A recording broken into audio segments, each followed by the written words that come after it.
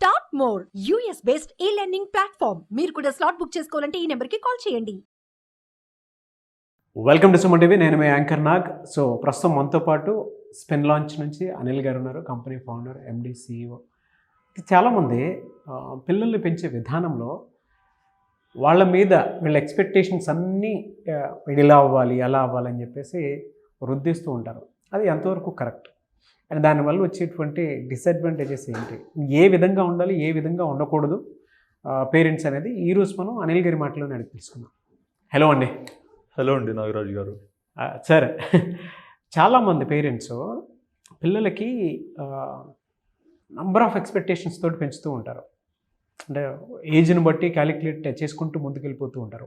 జనరల్గా ఏం చేయకూడదు పిల్లల అటువంటి విషయాల్లో, పిల్లల మీద పేరెంట్స్ అసలు ఏం చేయకూడదు?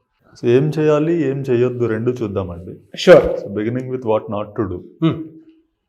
First of all I say the potential for greatness is inherent in every child. With a support and nurture, if we let them blossom, everyone can evolve uniquely awesome. Everyone can evolve uniquely awesome అండి. ప్రతి ఒక్కళ్ళలోనూ ఒక ability ఉంటుంది, ప్రతి చైల్డ్లోనూ కూడా ఒక ability ఉంటుంది. ఆ ability ఏంటనేది కరెక్ట్గా ఐడెంటిఫై చేసి దాన్ని బయటికి తీసుకొచ్చినప్పుడు ప్రతి ఒక్కళ్ళు ఖచ్చితంగా ఎక్సెల్ అవుతారండి. సో అది ఐడెంటిఫై చేసి మనం ముందుకు తీసుకెళ్లే ప్రాసెస్లో అసలు మనం ఏం చేయొద్దు అనే దాని గురించి ఫస్ట్ చూద్దాము. Sure. Do not set unrealistic expectations on your child. Fantastic line. Unrealistic expectations అండి. ఒక ఆర్ట్స్లో ఇంట్రెస్ట్ ఉన్న స్టూడెంట్ని తీసుకొచ్చి ఒక సైన్స్ స్ట్రీమ్లో పెట్టి ఒక ఐఐటి కావాలి, ఇంకేదో కావాలని చెప్పి పెట్టి ఒక మంచి స్కూల్ ఆర్ కాలేజ్ అని చెప్పేసి ఒక హై ఫీ స్ట్రక్చర్లో తీసుకెళ్ళి పెట్టి ఇక్కడ చేసాం కాబట్టి, ఇక్కడ జాయిన్ చేసాం కాబట్టి నువ్వు ఖచ్చితంగా ఒక ర్యాంక్ కొట్టాలి. సో అండ్ ఇంకొకటి, ఫ్యామిలీ పాయింట్ ఆఫ్ వ్యూ నుంచి మీ సంపాదనకి మీరు పిల్లల ఫీజులు కట్టేదానికి సంబంధం కూడా ఉండదు. అంటే ఆ రియాలిటీని కూడా డెఫినెట్గా మీరు అబ్జర్వ్ చేసుకోవాలి. మంచి విద్యను ఇవ్వటం అనేది ప్రతి ఒక్క పేరెంట్ కావాలనుకోవటమే, తప్పులేదు అందులో. బట్ ఆ రియాలిటీని కూడా చూసుకోవాలి. ఏది అంటే మనకున్న దాంట్లోనే బెస్ట్ స్టడీస్. మీరు కేస్ స్టడీస్ చూస్తే పేదరికంలో ఉండేటువంటి పిల్లలు కూడా ఐఏఎస్, ఐపీఎస్ అయినటువంటి వాళ్ళు ఉంటారు. వాళ్ళేం ఎక్స్పెక్టేషన్స్ తోటి ఇచ్చేయలేదు. ఆల్సో ఒక 6 సబ్జెక్ట్స్ ఉన్నాయంటే 5 సబ్జెక్ట్స్లో ఎక్సలెంట్గా చేస్తారండి పిల్లలు. అవును. ఈ 5 బాగా చేస్తున్నావు కాబట్టి 6వ సబ్జెక్ట్లో కూడా నువ్వు చేయాల్సిందే అని ఎక్స్పెక్టేషన్ ఉంటుంది. అవును. సో అలా do not underestimate or suppress their interest and ambitions. అసలు వాళ్ళ ఇంట్రెస్ట్ ఎందులో ఉంది, వాళ్ళ అంబిషన్ ఎందులో ఉంది అనేది ఐడెంటిఫై చేసి దాన్ని మనం సపోర్ట్ చేయాలి. ఇదేం చేస్తావు, ఇది చేస్తే ఏమొస్తుంది అని చెప్పేసి ముందులోనే దాన్ని తీసేస్తూ ఉంటారు. అండ్ ఈ రోజుల్లో ఇష్టమైన సబ్జెక్ట్ ఏది పట్టుకున్నా కూడా దాన్ని మాస్టర్ చేసి ముందుకెళ్తే అవకాశాలు చాలా ఉన్నాయండి. అవకాశాలు లేకుండా ఏ ఫీల్డ్ లేదు. ఎక్స్పర్టీస్ డెవలప్ చేసుకోవాలి మంచి. అండ్ ఇష్టమున్న ఫీల్డ్లో ఎంత దూరమైనా వెళ్ళడానికి అవకాశం ఉంటుందండి. అదే ఆ ఇంట్రెస్ట్ ఎప్పుడైతే పిల్లలకి ఉండదో అలాంటి దానిలోకి మనం వెళ్తే కనుక గ్రోత్ పాసిబిలిటీస్ కూడా ఆబ్వియస్లీ చాలా తక్కువ ఉంటాయి. Do not compare your child with other children. Comparison అండి, ఇది నేను వేరే వీడియోలో కూడా చెప్పాను. ఎవరి ఎబిలిటీ వాళ్ళకు ఉంటుంది, ఎవరి ఇంట్రెస్ట్ వాళ్ళకు ఉంటుంది. క్లాస్లో వేరే పిల్లోడు ఒక రకంగా చేస్తున్నాడని, లేదంటే తెలిసిన వాళ్ళు ఎవరో ఇంకొక రకంగా చేస్తున్నారని వాళ్ళతో కంపేర్ చేసి తీసుకురావడం అనేది మంచిది కాదండి. ఎందుకంటే కంపారిజన్ వల్ల వీళ్ళు బెటర్ అవ్వడం కంటే కూడా ఆ వేరే వాళ్ళ పైన ఒక నెగిటివ్ ఫీలింగ్ డెవలప్ చేసుకోవడము, ద్వేషం లేదంటే వేరేవి డెవలప్ చేసుకోవడం అలాంటివి ఎక్కువ జరుగుతూ ఉంటాయి. తెలియకుండానే లోపల నెగిటివ్ ఎమోషన్స్ ఎక్కువ డెవలప్ చేసుకుంటారు. సో దానివల్ల గ్రోత్ రాదండి కంపారిజన్ వల్ల. Do not impose your own aspirations on to your child. మనం చదువుకునేటప్పుడు ఏదో చేయాలనుకోవడము, అది సరిగా చేయలేకపోవడము, సరైన అవకాశం రాకపోవడము, అలాంటి దానివల్ల ఏంటంటే నేను చేయలేకపోయినా కూడా మా పిల్లలు ఇది చేయగలగాలి. అవును. సో నేను డాక్టర్ అవ్వలేకపోయాను, మా అబ్బాయి ఖచ్చితంగా డాక్టర్ అవ్వాలి, పుట్టినప్పుడే డిసైడ్ చేస్తారండి. సో తర్వాత అసలు ఆయనకి ఇంట్రెస్ట్ ఏంటి, ఏం చేయాలనుకుంటున్నాడు దాంతో సంబంధం లేదు, నువ్వు డాక్టర్ అవుతున్నావు అంతే. అలా మన ఆస్పిరేషన్స్ని డైరెక్ట్గా వాళ్ళ పైన ఇంపోజ్ చేయడం అది కూడా అంత కరెక్ట్ కాదు. Do not use negative language, sarcasm or humiliating methods to address their performance. ఎప్పుడైనా సరిగా చేయలేకపోతే కనుక పాజిటివ్ వేలోనే మనం కౌన్సిలింగ్ చేసుకుంటూ ముందుకు తీసుకెళ్ళాలండి. ఒక నెగిటివ్ లాంగ్వేజ్ యూజ్ చేయడము, నువ్వేం చేస్తావులే, నీ వల్ల ఏమవుతుంది, నువ్వు ఇంతే, నువ్వు చేయలేవు, ఈ నెగిటివ్ అండ్ సర్కాస్టిక్ లాంగ్వేజ్ ఏదైతే ఉంటుందో అది వాళ్ళని చాలా బలంగా దెబ్బతీస్తుందండి. మానసికంగా ఏంటంటే వాళ్ళు చాలా తీసుకుంటారు దాన్ని. Do not select schools and institutions based solely on social status or recommendations. This is another important thing అండి. ఒక స్కూల్ ఆర్ ఇన్స్టిట్యూషన్ని సెలెక్ట్ చేసేటప్పుడు ఏంటంటే సోషల్ స్టేటస్ వాటిని బేసిస్ మీద కాకుండా నిజంగా కావాల్సినటువంటి కరికులం ఏంటి, అది ఉందా లేదా. ఈ రోజుల్లో ఒక ఇంటర్నేషనల్ స్కూల్లో చదివించడం అనేది కూడా ఒక రకమైన స్టాండర్డ్, యూనో. అందుకే స్కూల్స్ కూడా ప్రతిదీ ఇంటర్నేషనల్ స్కూల్ అనే పెడుతున్నారు, నేమ్లోనే ఉంటుంది అది.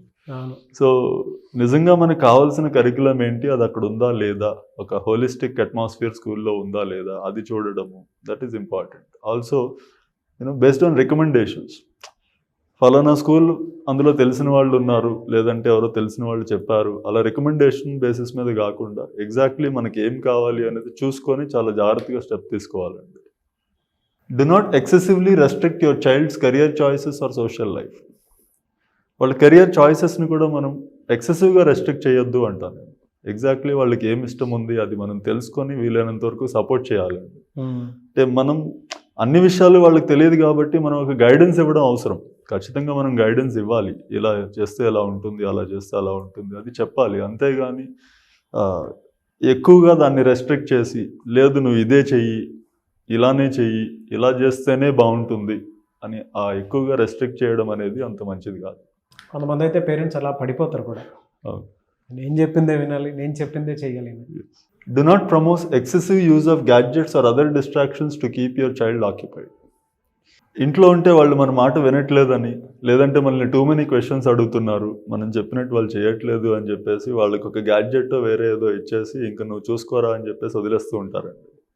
అది కూడా అది గ్యాడ్జెట్ కావచ్చు, ఇంకోటి కావచ్చు, వాళ్ళు దేనికైతే కొంచెం అడిక్ట్ అవుతారో అది వాళ్ళకి ఇచ్చేస్తే ఇంకా మన పని తగ్గించేస్తారు కదా అన్నట్టు. అవును, అది కూడా మంచిది కాదండి. Do not overly indulge your child with material positions. మనం పిల్లలకి కంఫర్ట్ ఇవ్వడం చాలా అవసరం అండి, కానీ టూ మచ్ ఆఫ్ లగ్జరీకి చిన్నప్పటి నుంచి అలవాటు చేయడము, మనకు ఉండొచ్చు luxury, but at the same time too much of that పిల్లలకి అలవాటు చేయడం కూడా అంత మంచిది కాదండి. ఎందుకంటే స్కూల్కి వెళ్ళినప్పుడు డిఫరెంట్ బ్యాక్గ్రౌండ్స్ వాళ్ళతోటి వాళ్ళు ఉంటారు. ఎప్పుడైతే ఈ overload of luxury and material positions ఉంటుందో వాళ్ళకి అంతగా చదువు పైన ఇంట్రెస్ట్ అది కూడా రాదు. ఏముందిలే అంత కష్టపడాల్సిన అవసరం ఏముంది, మనకు అన్నీ ఉన్నాయి కదా అనే ఒక ఫీలింగ్లో వెళ్తారు. So do not neglect the importance of communication and emotional support, and this is highly important అండి. అన్నిటికంటే ఎక్కువ పిల్లలతో ఖచ్చితంగా రెగ్యులర్గా మనం మాట్లాడడము, వాళ్ళ ఫీలింగ్స్ ఏంటి అనేది తెలుసుకోవడము, వాళ్ళు ఏదైనా ఇబ్బంది పడినా కూడా ఒక ఎమోషనల్ సపోర్ట్ ఆఫర్ చేయడము. This communication part is very important అండి. ఇప్పుడు ఏం చేయాలి అనే విషయాలు చూద్దామండి. డెఫినెట్గా అండి. Firstly understand your child better. అసలు వాళ్ళ ఇంట్రెస్ట్ ఏంటి, వాళ్ళ ఎబిలిటీస్ ఏంటి, వాళ్ళ స్ట్రెంగ్స్ ఏంటి, వాళ్ళ వీక్నెసెస్ ఏంటి, ఇవి మనం బెటర్గా అర్థం చేసుకోవాలండి. చేసుకుని దానికి తగినట్లుగా వాళ్ళకి మనం ఇచ్చే సజెషన్స్ అవి కూడా ఉండాలి. So we should understand our child better అంటాను. And then engage in activities together as a family.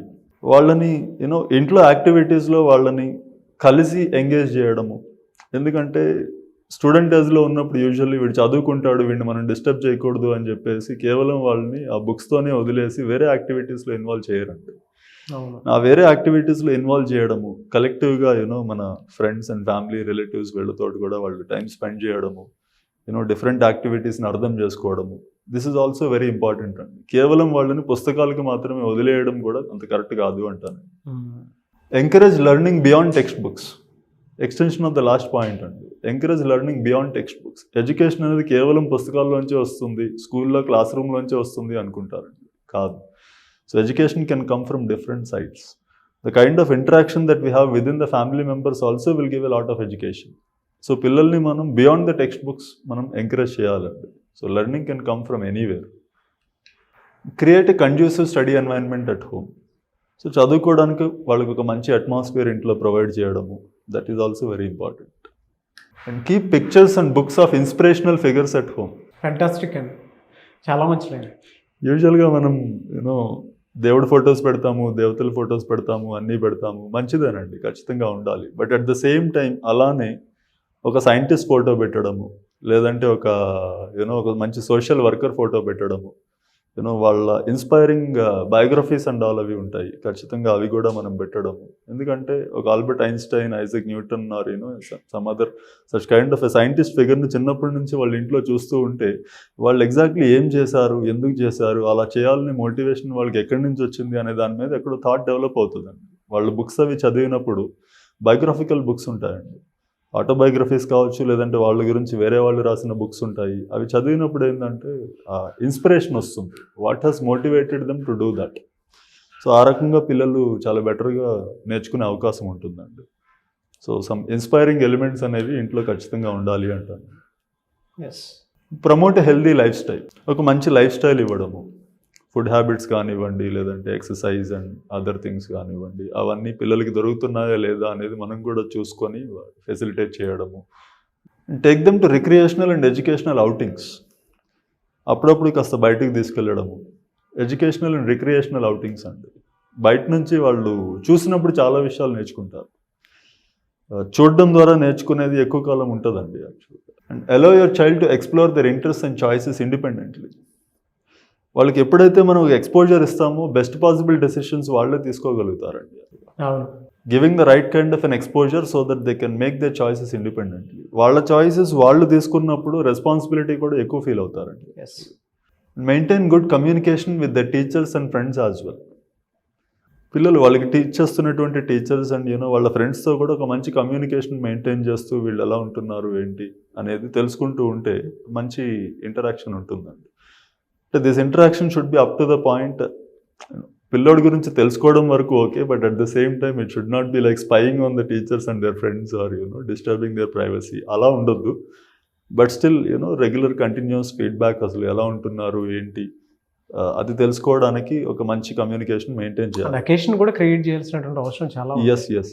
Even ఇంట్లో చిన్న చిన్న అకేషన్స్ జరిగితే టీచర్స్ని పిలవటం, అవును, మీ పిల్లల ఫ్రెండ్స్ని పిలిచి మాట్లాడించడం చేస్తూ ఉంటే పిల్లలు ఏ స్టేట్ ఆఫ్ మైండ్లో ఉన్నారు, ఏం చేస్తున్నారు అనేటువంటి విషయం మాత్రం డెఫినెట్గా తెలుస్తుంది. అవును, వి షుడ్ డూ అండి. Appreciate their achievements and efforts. వాళ్ళ అచీవ్మెంట్స్ని అప్రిషియేట్ చేయడము, ఫస్ట్ ర్యాంక్ సెకండ్ ర్యాంక్ వస్తే ఖచ్చితంగా అప్రిషియేట్ చేస్తాం యూజువల్గా. అయితే ఆ అచీవ్మెంట్స్తో పాటు వాళ్ళ ఎఫర్ట్స్ని కూడా అప్రిషియేట్ చేయడము, అది చాలా ఇంపార్టెంట్ అండి. అరే నువ్వు బాగా చేస్తున్నావు, కష్టపడుతున్నావు, ఇలానే చేస్తూ ఉండు, ఇంకా బెటర్గా చేస్తూ ఉండు, బెస్ట్ రిజల్ట్ విల్ కమ్ అని చెప్పేసి వాళ్ళ ఎఫర్ట్ని ఎప్పుడైతే అప్రిషియేట్ చేస్తామో they will be motivated to do more అండి. ఎప్పుడైతే రిజల్ట్ని మాత్రమే మనం అప్రిషియేట్ చేస్తామో, అమ్మో అంటే ఫైనల్గా ఈ ర్యాంక్ వస్తేనే కానీ నాకు అప్రిషియేషన్ రాదు, అదొక నెగిటివ్గా కూడా తీసుకునే అవకాశం ఉంటుంది. ఫ్యాంటాస్టిక్ నాలెడ్జ్ అండి. Thank you sir, thank you so much Anil గారు. అయితే ఇంత పెద్ద నాలెడ్జ్ ఉన్నటువంటి మీ ఇన్స్టిట్యూట్లో చాలామంది స్టూడెంట్స్ ఐఐటి జేఈ కోసం జాయిన్ అవుదాం అనుకునేటువంటి వాళ్ళు ఉంటారు. ఎలా ఉంటుంది, మిమ్మల్ని ఎలా అప్రోచ్ అవ్వాలి? మేము లిమిటెడ్ నెంబర్ ఆఫ్ స్టూడెంట్స్ని తీసుకుంటామండి, limited number of admissions for unlimited attention. So family side నుంచి ఏం చేయాలని ఇక్కడ చెప్పాము, టీచర్స్గా మా సైడ్ నుంచి చేయాల్సిన రోల్ కూడా చాలా ఉంటుంది. అదంతా కూడా జాగ్రత్తగా చేయాలి అంటే లిమిటెడ్ నెంబర్ ఆఫ్ స్టూడెంట్స్ని తీసుకోవాలి. So we take limited admissions based on a small selection test and an interview with our founder directors. So ఎక్కడంటే అంటే బ్రాంచ్ ఎక్కడ ఉంటుంది మీరు? మాదాపూర్, కాకతీయ హిల్స్ అండి. Very good. Ramesh sir, thank you sir, thank you so much Anil గారు. Thank you very much అండి. చూసారు కదండి వీడియో. ఈ వీడియోపై మీ అభిప్రాయం కమెంట్ బాక్స్లో పోస్ట్ చేయండి. ముఖ్యంగా మీరు కనుక స్పెన్ లాంచ్లో మీ పిల్లల్ని ఐఐటి జేఈ కోసం అని చెప్పేసి జాయిన్ చేయించాలి అనుకుంటే స్క్రీన్ మీద మీకు కాంటాక్ట్ నెంబర్ కనిపిస్తుంది. హైదరాబాద్లో ఉండేటువంటి మాదాపూర్లో సెంటర్ ఉంటుంది. ఆసక్తి కలిగిన వారు ఎవరైనా సరే స్క్రీన్ మీద కనిపిస్తున్న నెంబర్కి కాల్ ఆర్ మెసేజ్ వాట్సాప్ చేసి వెంటనే డీటెయిల్స్ కనుక్కొని మీ పిల్లల్ని జాయిన్ చేయించాలనుకుంటే జాయిన్ చేయించండి. అండ్ ఈ వీడియో లైక్ చేయండి, షేర్ మాత్రం తప్పకుండా చేయండి. ఇలాంటి మరిన్ని వీడియోస్ కోసం మా ఛానల్ ఫాలో అండి. Thank you.